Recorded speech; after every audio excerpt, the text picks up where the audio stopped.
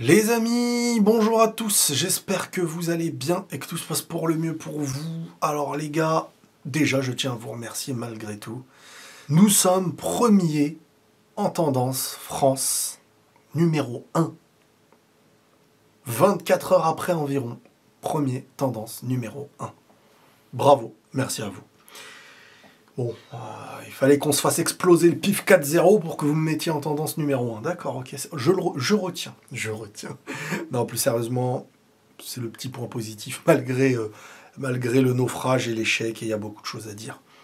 Je vous ai écouté sur Instagram, vous m'avez posé des questions, le lien est dans la description, et on va lire ces questions et revenir grâce à vous sur le match d'hier. Qui remet en question beaucoup de choses, on va pas se mentir. Vraiment beaucoup de choses. Et c'est même pas la défaite, c'est que, comme je vous l'ai dit, on est sur quelque chose d'inquiétant parce que, en fait, il y a plein d'étages. Il y a le niveau problématique de la compétitivité, le niveau de système de jeu à mettre en place, le niveau d'individualité qui... Vous savez, moi, ce qu'on m'a dit aujourd'hui, c'est qu'on ressemble et qu'on est en train de devenir les Galactiques 2. Voilà, ça fait pas plaisir. Quand t'entends ça d'en haut, ça fait pas plaisir. C'est que, je veux pas dire qu'il faut s'inquiéter, mais que si on ne rattrape pas ce qui doit être rattrapé, qu'on ne prenne pas les bonnes décisions, que tout ne soit pas carré, on deviendra une équipe qui pendant 5-6 ans au moins ne va plus marquer l'Europe. Et franchement, j'ai pas envie que pendant 5-6 ans de vidéo, je suis là en train de vanter les autres, quoi, quotidiennement. Est-ce que le PSG... Alors oui, au passage, il y a une question autour du PSG, et on va revenir aussi sur le PSG dans cette vidéo, parce qu'on m'a beaucoup reproché hier, certains, que de ne pas avoir spécialement réagi autour du PSG. Donc, bien entendu qu'on va revenir autour de ce PSG historique. J'ai pas envie de dire de ce PSG historique, mais de cette équipe historique. Parce que ce PSG va rentrer dans l'histoire, et est rentré dans l'histoire selon moi. On voit un football d'une pureté, cohérence, que je sais pas si j'ai déjà vu ça en fait. En termes de niveau, j'ai déjà vu. On a vu le Barça de Pep, des choses. J'ai déjà vu des choses. Mais cohérence et pureté collective, ce PSG est en train d'écrire la nouvelle ère du football. L'ère du football où je pense que les individualités n'existeront plus comme avant.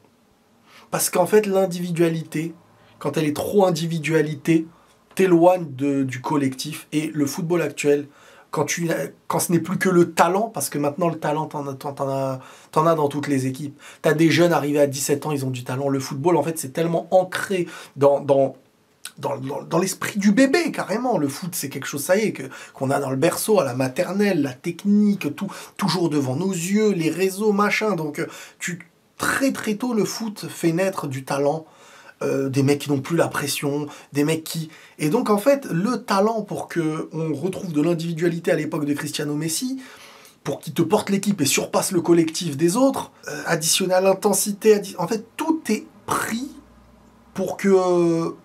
je sais pas comment expliquer, bref. Est-ce que ce PSG fait partie du top 10 des meilleures équipes de l'histoire? Alors, je sais pas, j'ai pas de top 10 de l'histoire, j'ai pas regardé toutes les époques. Mais moi, de mon époque, ce PSG, oui, parce qu'il additionne le football moderne. Et qu'on le dise, le football de notre époque, en termes d'intensité, additionné à la justesse technique. Parce que la justesse technique d'avant, ce n'était pas la même chose. Avant, un gars, il contrôlait, il avait le temps d'avancer.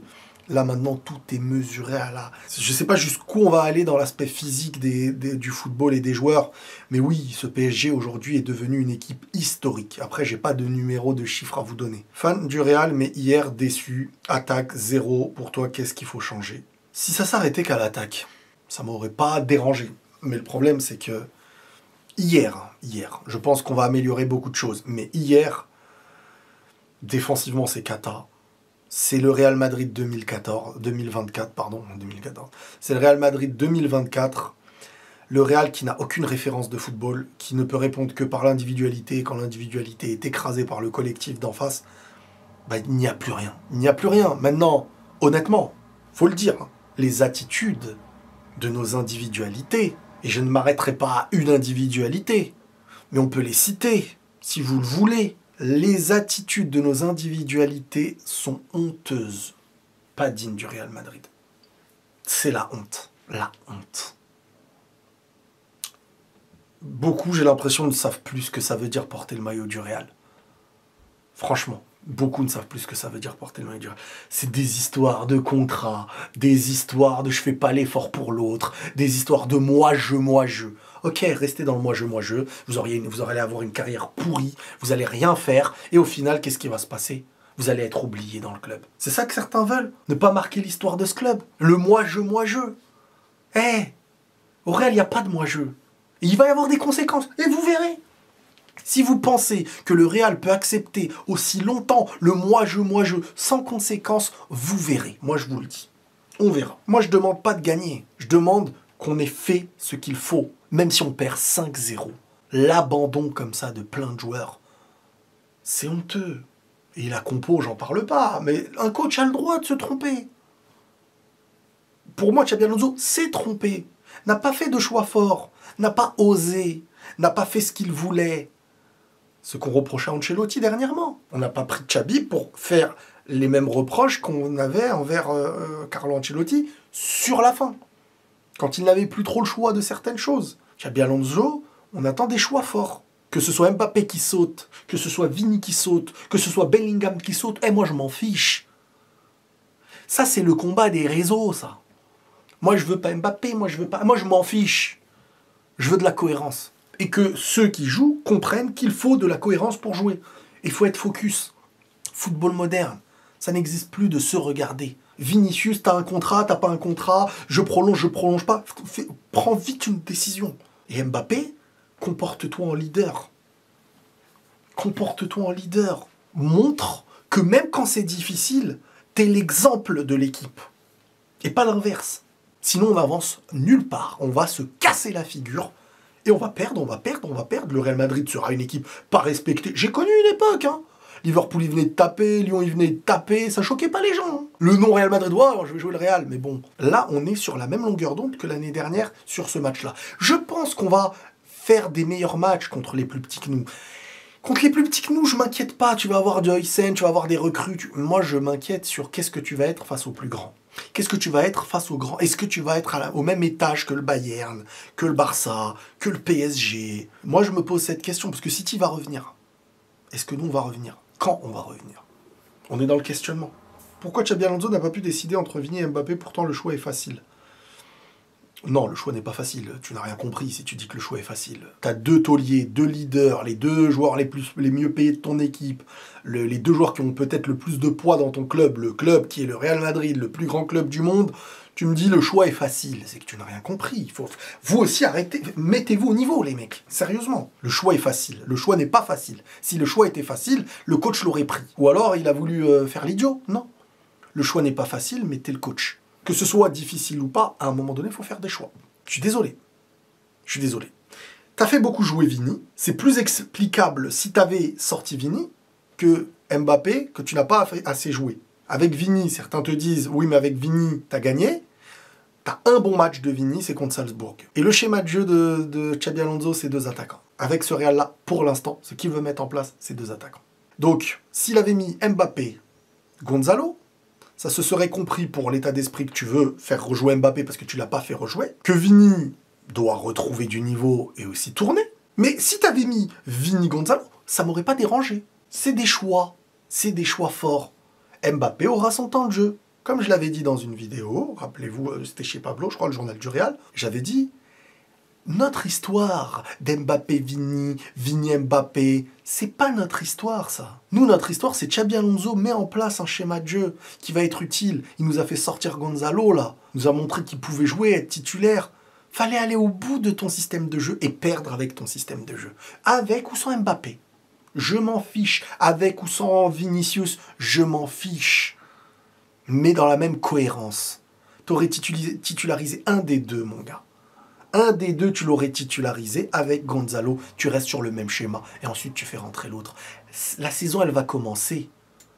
Et au moins, tu sais, on le sait, si tu as Vini Mbappé seront des titulaires dans la saison. Du moins, ils partiront pour être titulaires. Gonzalo, là, tu es en train de le faire sortir. Tu as fait renaître Franck Garcia dans ton ancien schéma. Et d'un coup, boum, non. Xabi Alonso a fait une erreur. Et il l'assume, hein, il a dit. C'est une erreur de jouer avec les trois attaquants. Mais moi, ce qui m'étonne, C'est qu'à ce niveau-là, on a vu des choses, et tu te dis, mais vous l'avez pas vu? Si, ils savent, mais ils n'ont pas fait le choix. Tu penses qu'il manque quoi pour que ce Real puisse dépasser le PSG? Alors là, on n'est plus dans l'idée de ce Real doit dépasser le PSG. C'est comme si tu me parles, il y a un building, là, il y a un building, et à côté, il y a une maison en débris. Et tu me dis, comment on va faire pour que cette maison en débris doive... Non, déjà, faisons en sorte que cette maison soit vivable, habitable. Qu'on puisse couvrir, voilà, qu'il n'y ait pas d'inondation quand il pleut, que le froid ne rentre pas, que tout soit bien camouflé, l'isolation, machin. On peut vivre dedans, ok, faisons en sorte que maintenant cette maison grandisse. Petit à petit, là on parle de comparer le Real d'aujourd'hui et un PSG qui est rodé, qui est la meilleure équipe du monde. Nous, tu nous fais jouer Arsenal, on est mort. Le City d'aujourd'hui, je ne sais pas si on les tape. Tu nous fais jouer le Barça, on se fait exploser. Paris nous défonce. L'Atlético, on est à peu près équivalent à l'Atlético, hein, pour l'instant. Jusqu'à preuve du contraire. Mais pour l'instant, de ce qu'on a vu, on est à peu près au niveau de l'Atlético pour moi. Peut-être pas sur la régularité quand tu joues d'autres équipes en championnat, mais dans les confrontations directes, tu ressors pas le Real au-dessus de l'Atlético, comme quand tu ressortais le Barça. À la rigueur, Barça se faisait piéger par l'Atlético, mais il les tuait dans le jeu. Il les tuait, il les faisait souffrir, et il leur mis des remontadas. Là, aujourd'hui, on est loin. Donc moi, ce que je demande, c'est pas de surpasser Paris. Parce que pour surpasser Paris, il faut revenir à la vie. Et là, on n'est pas à la vie. Là, on est enterré vivant. J'étais content, on avait trouvé un schéma de jeu, des choses qui... Non, on est retombé dans nos travers, et là, aujourd'hui, on ne sait même plus. C'est quoi l'équipe type? Ça y est, on ne sait plus. Alors, il laisse une charnière centrale Militao-Oysen, serait pas une meilleure option? Une très bonne option si Militao est à son niveau. Parce que si Militao est à son niveau, il a exactement l'aspect de complémentarité pour jouer avec Oysen. Mais les Rudiger, Militao, Rudiger, Asensio, Asensio, Militao, 3 profils, assez nerveux dans le duel, assez provocateur, assez explosif entre guillemets, agressif. C'est pas la décision réfléchie, c'est pas la finesse, c'est pas la relance, c'est pas la maîtrise. C'est par la force quoi. Donc si t'as Oysen et un Militao, t'as une complémentarité parfaite. Mais Militao, il faut qu'il soit au niveau et on sait pas, c'est ça le problème. Le mec a les deux croisés. Alors, il laisse, tu as encore un espoir sur le duo Vini-Kylian. Mais en fait, moi, ce qui me dérange avec cette histoire de Vini-Kylian, c'est que je ne les vois pas plus d'un match titulaire à 2 devant. Toujours quand on les met ensemble, c'est pour rajouter un 3e. Donc, en jouant avec Vini-Kylian, un 3e, t'as un milieu à 3. Donc, t'as derrière eux ce qu'il ne faut pas. Donc t'as plus assez d'efforts d'équilibre pour couvrir. Moi, je dis pas que ça va marcher, j'en en sais rien. Mais je veux voir un Vini, Kylian, au moins 5 matchs de suite. Faites-moi ça, et après, je verrai. Peut-être que c'est incompatible, c'est nul, mais en fait, à chaque fois qu'on les fait jouer ensemble, on nous rajoute un autre gars qui est attaquant, mais qui se comporte non pas comme un attaquant. Et après, ça se transforme en l'attaquant en plus, devient un Lucas Vazquez qui fait des efforts sur le côté, mais au final, le milieu reste un milieu à 3 pas assez solide, pas assez créatif. Moi, ce que je veux, c'est pas qu'on joue à 2 devant pour être 2 devant. C'est que je veux qu'on soit 2 devant pour qu'il y ait 4 derrière. Et dans les 4, des joueurs qui permettront la conservation, qui permettront des choses. C'est ça que je veux. Si tu me fais jouer Vini, Mbappé et un autre devant, tu n'es plus à 4 derrière. Tu es 3 derrière. Et 3 derrière plus Vini, Mbappé, ça marchera pas, ça. Mais Vini, Mbappé avec 4 mecs derrière, c'est la question que je me pose. Je demande à voir sur 5 matchs de suite. Pas sur un match, on arrête. Un match, on arrête. Est-ce que vous avez vu 2 matchs de suite, Vini, Mbappé, la seule en pointe? Genre vraiment, il n'y a pas un 3e qu'on leur met... Moi, je veux qu'on essaye ça. Et après, on verra. À l'image de contre le Barça. Offensivement, on a fait mal. Offensivement, on a fait très mal. Mais derrière, on a fait nimp. Sauf que là, si tu rajoutes Oysen, tu rajoutes Alexander-Arnold ou Carvajal, tu rajoutes un milieu créatif, tu rajoutes, tu vois, vraiment... Mais on ne veut pas le voir. Donc moi, à un moment donné, pour l'instant, c'est 0. Pour l'instant, Vini perd la balle, Mbappé, il le voit, il se dit, ma parole, je ne ferai pas courir pour toi. Et à l'inverse, pareil. L'autre voit, il se tire vers le bas. On dirait les cancres de l'école qui se tirent vers le bas. Tu fais pas ça, bah, je vais pas le faire. Tu fais pas l'effort, bah, je vais pas le faire. Et il marche à 2. Et dès que l'un voit l'autre marcher, il se dit, bah, ma parole, je vais pas le faire. Eh ben, jouez comme ça, les gars. Vas-y, on va perdre pendant longtemps.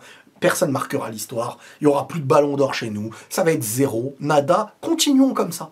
Moi, je croyais que le foot, c'était un sport d'équipe de base. Je pensais, hein, j'ai été naïf. À moins qu'on me prouve le contraire. Mais là, les attitudes, c'est 0. J'ai pas une équipe soudée. J'ai une équipe où l'un fait... Que tout ça soit résolu. Si certains veulent partir, partez. Si vous voulez rester, moi je serai avec vous à 100%. Mais que les situations soient réglées. Là, on est au milieu d'embrouilles, on dirait. On dirait l'équipe, là, on est au milieu de... on est sur le terrain, mais en vrai, quand on rentre chez nous, tu vois, c'est moi je t'aime pas, moi on embrouille, on dirait des embrouilles de couple où devant tout le monde, tu dois faire semblant devant la famille que ça va bien. Eh, j'en ai marre. En vrai, il y en a marre. Ça y est, tout le monde voit votre truc. Soyez intelligent, ou alors le coach, mettez-les sur les bancs, sur le banc, je sais pas, mais un peu de cohérence. Là, les attitudes, elles sont pas bonnes, il n'y a pas de leader. Il n'y a pas de leader. Modric, quand il rentre en jeu, déjà, il y a eu un semblant de... Tu te dis, mais le mec va partir, 40 piges, le gars. Et nous, là, nos joueurs, non, personne pour porter le truc. Chacun pour sa poire, et dès que l'un rate, ben, il pense à sa poire, on dirait. Non, franchement, les attitudes, c'est complètement zéro. J'espère vraiment qu'on va repartir sur un aspect collectif. Hein. En vrai. Là, je comprends l'époque du PSG, quand ils disaient, vas-y, on veut retrouver notre PSG qui se battait pour le maintien. Franchement, ça y est, on a assez gagné sans la manière. Maintenant, on veut plus gagner sans la manière. Ça, on l'a fait. C'est un problème de riche. Hein. C'est un vrai problème de riche. Gagner sans la manière, on l'a fait. On a pris 6 Ligues des Champions en 10 ans. Là, on est dans la reconstruction. Reconstruction pour créer quelque chose collectif, uni et esthétique, visuellement quelque chose de cohérent. Et la gagne, elle viendra avec le temps. Mais déjà, si on met en place ces choses-là, on attirera à nous beaucoup de bonnes choses. Eh, ça y est, là, les égos. J'espère Madrid, ça va mettre des bonnes tartes. On n'en veut plus des égos, là. À ce stade, il faut choisir entre Vini et Mbappé. Comme je vous ai dit, moi, j'attends quand même de les voir à côté un long moment. On ne l'a pas vu, ce truc-là. On ne l'a pas vu. Je sais pas. Moi, la question, là, elle est en suspens. J'ai de plus en plus de doutes, je vous rejoins, mais je veux être affirmatif. Parce que là, on parle d'une grosse décision. Avoir à se séparer, et ce serait logiquement Vinicius, parce qu'Mbappé, tu viens de le recruter. On va pas se mentir. Là, tout le monde sait qu'Mbappé ne va jamais partir du Real. Donc la question qui se pose, là, c'est perdre Vini. Il faut être certain de perdre Vini, parce que Vini, c'est pas Rodrigo. Quand je dis Vini, c'est pas Rodrigo, le talent, machin, la finesse, l'esthétisme, ok. Mais le Vini au niveau... il te porte ton équipe dans les moments clés. Il nous l'a prouvé. Pour l'instant, au Real, ni Mbappé, ni Rodrigo nous l'ont prouvé, ce truc-là. Une mauvaise saison, ça arrive. Hein. Ça arrive, hein, une mauvaise saison. Hein. C'est pas la première fois que les meilleurs joueurs peuvent avoir une mauvaise saison. Mais moi, je veux au moins... C'est pour ça que moi, je veux une certitude. Que je comprenne, Vini Mbappé, c'est sûr que c'est mort. Parce que des gens parlent. Moi, c'est pas les gens qui parlent qui définissent la réalité, c'est que je veux constater. Je veux constater... longtemps, un bon moment pour être certain. Je n'ai jamais vu Vini, Mbappé, eux deux, attaquants, avec une équipe où derrière ça tournait, avec une équipe où derrière ça défendait, avec une équipe derrière où on savait conserver le ballon. Et là, peut-être qu'on va voir des autres choses. Mais étape par étape. Parce que la décision de perdre Vini, c'est une décision, après on ne pourra plus faire marche arrière. Donc attention à ça aussi. Faut être intelligent aussi. Mais si lui ne veut plus, salut. Et merci pour tout, mais salut. Et je pourrais comprendre certains aspects de son départ, de sa volonté aussi. Mais je suis là, mais je suis pas là. En vrai, je veux montrer que je suis pas content. Et là, c'est une bonne tarte dans vos tronches. N'importe qui se comporte comme ça, c'est une bonne tarte dans vos tronches.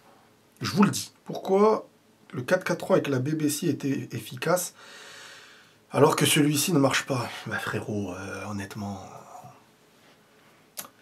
Quand on te parle de Casemiro, Modric, Kroos...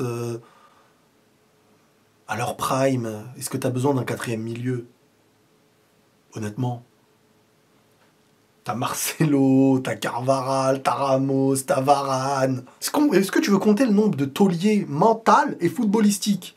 Carvajal, Ramos, Marcelo, Casemiro, Kroos, Modric, Cristiano. Je suis gentil, hein, les Benzema et tout, je les compte pas encore, c'était pas encore les tauliers qui pouvaient parler. T'as 7 mecs, et je les répète, au niveau all-time, dans l'autre, t'as Ramos, t'as Marcelo, Carvajal niveau Real historique, t'as Modric, Kroos et Cristiano, qu'on peut évoquer comme des meilleurs joueurs all-time. Aujourd'hui, doucement. Tchouaméni, Valverde, Bellingham, ça me déçoit là. Et on est en train de tuer des carrières. Je dis pas qu'on tue des carrières, mais on est en train, là, des joueurs qui, dans un cadre propre, peuvent marquer l'histoire du football, on est en train de les... Hop, hop, hop, hop, hop, hop, hop. On les retire d'un top 10 Ballon d'Or, hein, des mecs qui peuvent se battre pour le Ballon d'Or chaque année. Hein. Ça aussi, attention.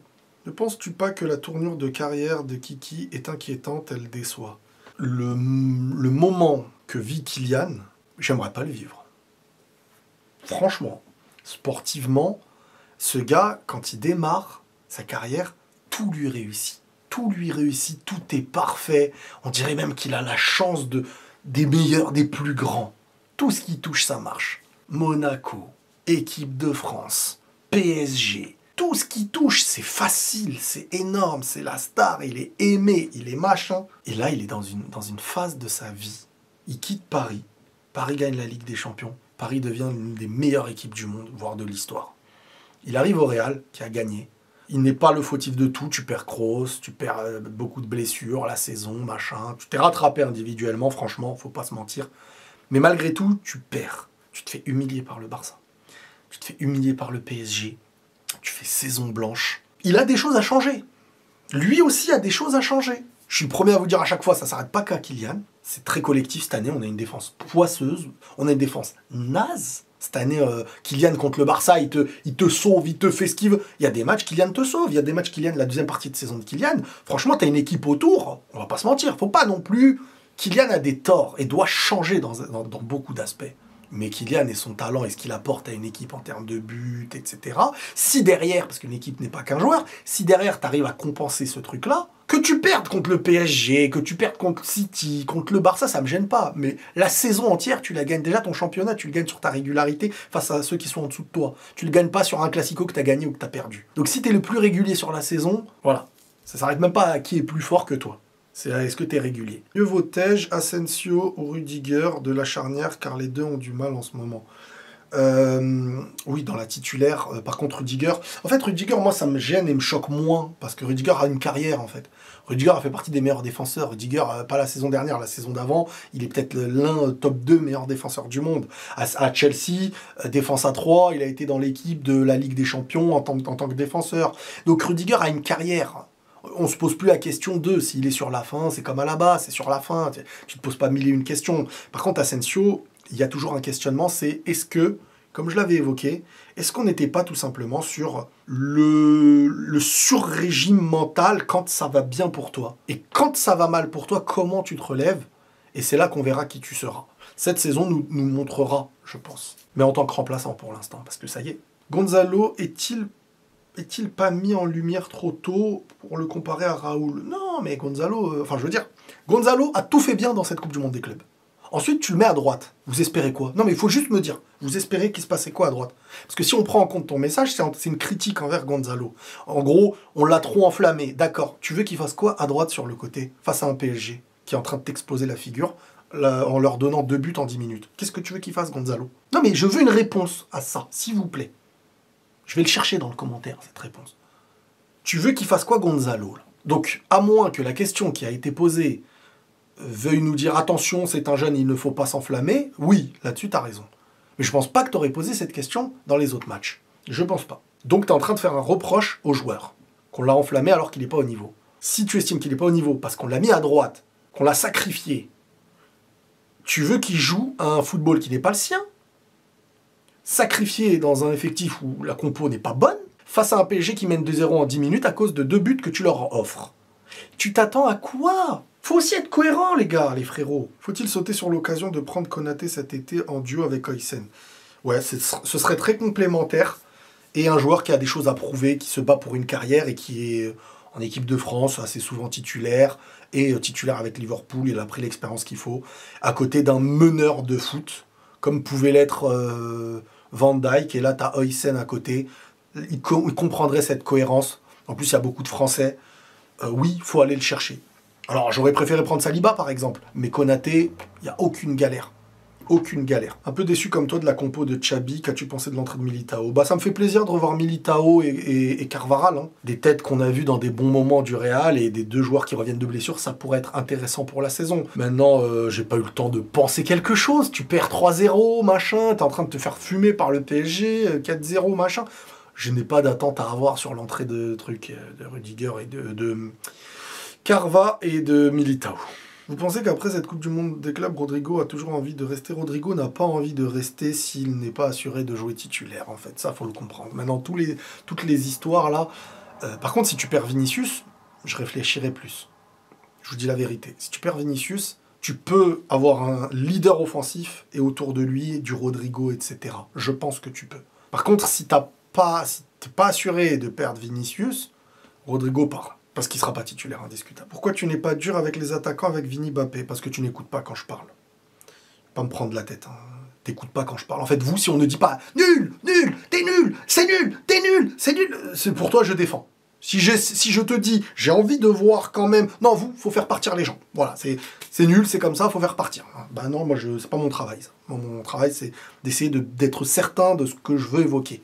Pour vous, le problème, c'est ça. Demain, Vini va mettre un doublé, vous allez vous cacher. Mbappé va mettre un triplé. Ah ouais, le problème, c'était pas ça, en fait. Vous vivez à l'émotion de la minute. Donc, moi, c'est pas mon cas. Donc, désolé, mais quand vous êtes en mode pourquoi tu défends ça? Pourquoi tu dis t'avais dit Lamine Yamal Ballon d'Or et là tu dis que tu estimes que c'est Hakimi? Oui, Hakimi, Dembélé mérite le Ballon d'Or tout autant l'un que l'autre. Si c'est Dembélé qui le prend, il le mérite plus que tout le monde. Si c'est Hakimi qui le prend, on peut dire qu'il le mérite aussi, sans aucune galère. Mais pour moi, je vous l'ai évoqué, il suffit de moins de choses à Lamine Yamal pour les journalistes pour aller voter pour lui. Et on le voyait dans le bruit. Le seul moment où le bruit existe pour Hakimi et Dembélé publiquement, mondialement, c'est quand il n'y a pas Lamine Yamal dans la compète. Mais ça, c'est pas parce que Lamine Yamal, selon moi, mérite plus le Ballon d'Or. C'est que c'est un constat au niveau du bruit que ça fait. Rien d'autre. Donc moi, je me dis, attention, si c'est Dembélé, magnifique Ballon d'Or, mérité, en plus avec une belle leçon, additionner le collectif, l'effort, tu peux faire une compile de son Ballon d'Or exceptionnel, qui donne une leçon et qui ouvre la porte à un nouveau style, peut-être même de Ballon d'Or à l'avenir. Hakimi, les gars, individuellement à son poste, ce qu'il fait, moi je sais pas qui a déjà fait ça. Donc on est sur deux gars qui ont plus tout gagné. Logiquement, la finale, si ça se passe bien pour eux, ils la gagnent. Tout gagné dans la saison. Tout gagné dans la saison. Et voilà, c'est aussi simple que ça. Donc, la nuance qu'on évoque pour un sujet, sans être dans l'affirmative, dans l'obligation de dénigrer, vous n'êtes pas habitué à ça, certains. Parce que vous vivez que la subtilité, vous ne la comprenez pas. Vous entendez un mot en disant « je ne pense pas », pour vous, ça veut dire « il est nul ». Ou vous entendez un truc « il n'est pas fautif de tout », ça veut dire « tu le défends ». Les mecs, arrêtez le foot, arrêtez de parler foot. Ou regardez le foot et ne parlez pas foot. C'est plus simple. C'est reparti pour une saison fiasco. Je ne pense pas qu'on soit dans une saison fiasco. On peut perdre face au gros, mais ça a déjà eu lieu. Hein. Des Ligas gagnées où tu te fais taper par le Barça aussi. Hein. C'est des choses qui ont déjà eu lieu. Moi, comme je vous ai dit, mon questionnement se pose par rapport aux grosses équipes. Mais le championnat, le début, va permettre aussi de créer... Moi, ce que je veux, c'est une compo que tout le monde comprend, de cohérente et avec des choix qui sont faits par intelligence. Je ne doute pas de Xabi Alonso globalement. Il a fait une erreur, je pense qu'il en tirera les conséquences, il va en tirer des leçons. Mais on a vu que quand il avait ses joueurs, il a mis des choses en place qui commençaient à être intéressantes. Voilà, là tu étais dans un schéma où tu ne te bases sur aucune... Vous savez, moi ce qu'on m'a dit en interne, dans ce qui est très fort côté Paris, c'est un détail comme les remplaçants qui rentrent sont similaires presque aux titulaires dans un aspect de ils suivent à la lettre ce que veut le coach. La touche du coach a été mise. Et Xabi Alonso, c'est un peu le coach qui met sa patte dans le jeu. Si tu as des joueurs qui refusent la mise en place de ce coach, ils n'aiment pas le club. Ils n'aiment pas le club, ces gens-là. Et ce ne seront pas nos amis. On se soumet au bienfait collectif et les individualités gagneront individuellement. Paris est l'exemple parfait. Regardez comment on ressort Dembélé cette année, à la fois pour le mérite collectif et individuel. On veut en faire qu'à notre tête. Vous allez voir la vie, comment elle donne des leçons. Faut pas qu'on soit comme ça. En vrai, faut pas qu'on soit comme ça. Faut se réveiller. Et je parle de plein de joueurs. Hein. Il y a bien une équipe qui peut battre ce PSG. Bah oui, le Bayern pouvait les battre. La dernière fois, le Bayern pouvait les battre. C'est une équipe qui, sur plusieurs matchs, ils peuvent en gagner. Franchement, ils ont des occasions, ils étaient cohérents, c'était intelligent, ils peuvent.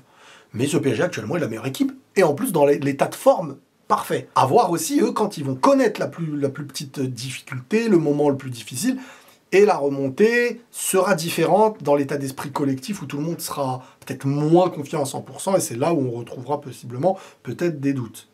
Quel sera l'impact psychologique de cette défaite sur cette équipe? Ce qui me dérange un peu, c'est ça, moi. C'est faire exploser des choses alors que tu aurais pu résoudre... Tu vois, c'est comme si tu as une blessure. Tu as une blessure, là, tu as quelque chose, et tu es en train de la soigner, mais pour la soigner, ça demande du temps. Et en fait, le Real a été en train de se soigner doucement. Reprendre tactiquement, reprendre le foot tactique, mettre de la cohérence, mettre de la confiance, que chacun retrouve aussi une confiance individuelle additionnée à une confiance collective. Et ensuite, tu vois, c'est pour ça que je vais éviter, moi, les clubs comme Paris, dans le moment où tu es en train de retrouver un petit peu ton souffle. Parce qu'ils te remettent une tarte et tu retombes par terre. Et là, tu as un nouveau travail. Le travail de confiance. Attention si tout n'a pas pété.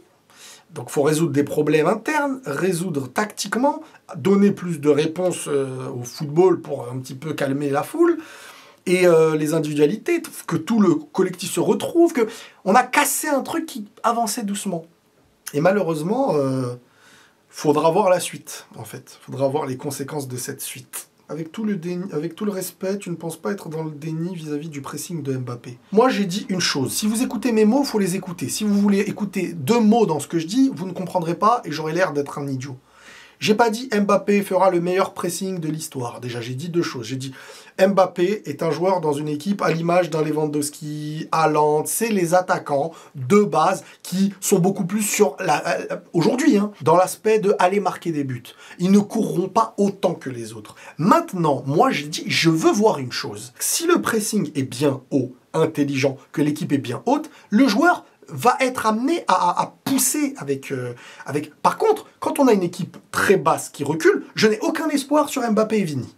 Vini un peu plus parce que Vini a déjà prouvé certains efforts par le passé. Mais aujourd'hui, si notre équipe joue bas, je n'ai aucun espoir, je le répète, pour les efforts d'Mbappé à toujours revenir bas, remonter, revenir. Il ne fera pas du Kvara, il ne fera pas du Dembélé. Est-ce que vous comprenez mes mots ou je dois le répéter? Mbappé peut presser si on a une équipe haute qui joue très haut, une équipe qui a un pressing très haut collectivement avec lui. Sinon, c'est pas un joueur qui sait presser. C'est pas un joueur, qui sait faire le repli quotidien, etc.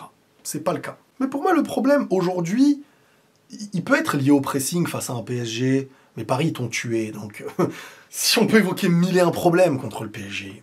Le vrai problème aujourd'hui, c'est qu'ils ont des problèmes à régler, cette équipe-là. Vini, Mbappé, Bellingham ont chacun un problème. Bellingham, sa volonté de jouer haut, alors qu'on a parfois 3 attaquants. Quand on a 2 attaquants, ça me gêne moins. C'est pour ça que l'urgence, c'est de jouer avec 2, et on en a marre des 3 attaquants. On ne sait pas faire. On n'a pas l'équipe pour l'instant. Donc, problème de Bellingham, c'est pour moi son incapacité à être le joueur qu'il est quand on est 3 devant. Mbappé, son problème, c'est Vini, et Vini, son problème, c'est Mbappé. Moi, je le vois comme ça. Les deux, pour l'instant, se poussent vers le bas. Ils se tirent vers le bas. C'est ça que je remarque. Donc en fait, tu veux parler d'un truc tactique, ils sont même pas dedans, les mecs. De quelle tactique, de quel truc tu me parles? En tout cas, les gars, il va y avoir du travail. Le plus gros travail, vous savez, c'est quoi? C'est la période actuelle, là, jusqu'à la fin du mercato. C'est là que tout va se jouer. On n'est pas à l'abri de grosses surprises et grosses infos. Les amis, prenez tous soin de vous. Désolé si j'étais un peu énervé aujourd'hui. Prenez tous soin de vous et la paix sur vous.